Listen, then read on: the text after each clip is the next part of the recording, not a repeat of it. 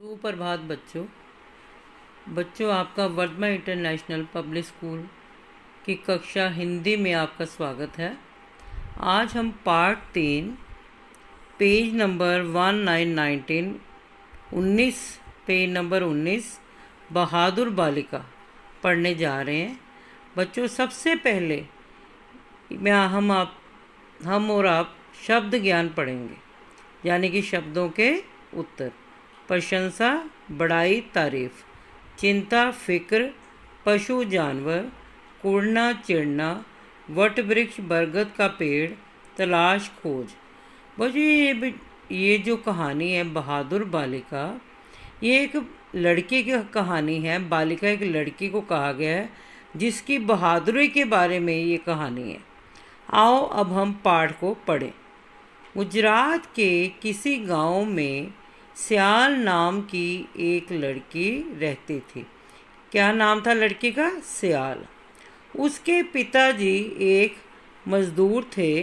उनका नाम लहनू भाई भोया था। सियाल के पिता का नाम था लहनू भाई भोया। उसकी माँ कलगी बेन थी। उसकी माँ का क्या नाम था? कलगी बेन। गांव के लोग सियाल के माता पिता से उसकी प्रशंसा करते थे। सचमुच सियाल एक होनहार लड़की थी। वह सबके काम अच्छी तरह करती थी। सहेलियों से प्रेम व्यवहार उसकी आदत थी। उसकी आदत क्या थी? सबसे प्रेम व्यवहार करना, सबकी इज्जत करना, और वो बहुत ही होनहार लड़की थी। इसकी वजह से सभी गांव वाले उसके माता पिता से उसकी तारीफ करते थे। उस गांव में निर्मला नाम की एक लड़की थी। वह सियाल की प्रशंसा सुनकर चिढ़ती थी। उसे गुस्सा आता था कि लोग सियाल की ही बड़ाई क्यों करते हैं। सियाल में ऐसा क्या है? वह सियाल के विषय में बुरा ही सोचती थी, जबकि सियाल उसे अपनी सहेली मानती थी। उसके तानों को वह हंसकर सहती थी।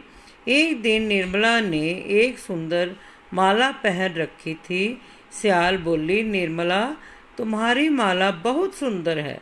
जरा पास आकर मुझे दिखा दो। निर्मला ने अपना मुंह फेर लिया। उसने सियाल को अपनी माला नहीं दिखाई। वह बड़बड़ाती हुई अपने घर चली गई। सियाल और निर्मला जंगल में पशु चराने जाया करती थी। एक दिन सियाल वट वृक्ष के नीचे खड़ी थी। पास ही जंगल में उसकी गायें भैंसें चर रही थी।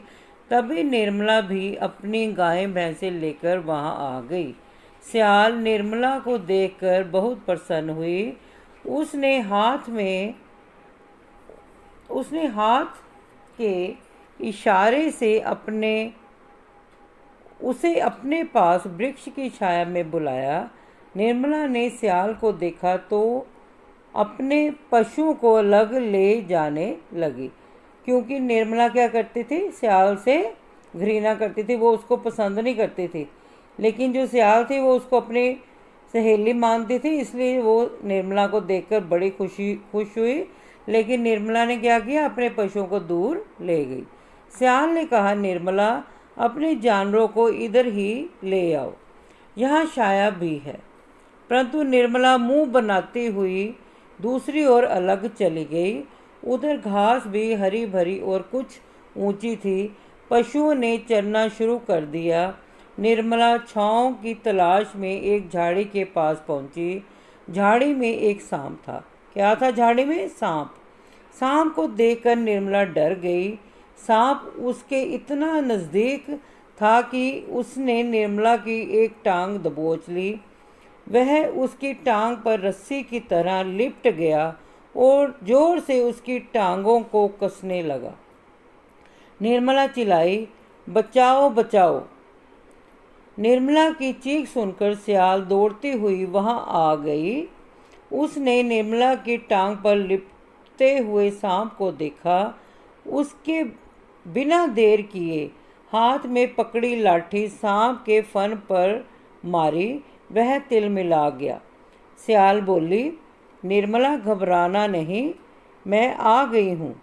सियाल सांप की लपेट खोलने लगी। सांप ने अपनी पकड़ और मजबूत कर ली। सियाल ने निर्भय होकर सांप के फन को पकड़ा और उसका मुंह खोलने लगी। निर्मला घबराकर बोली, यह तुम्हें डस लेगा।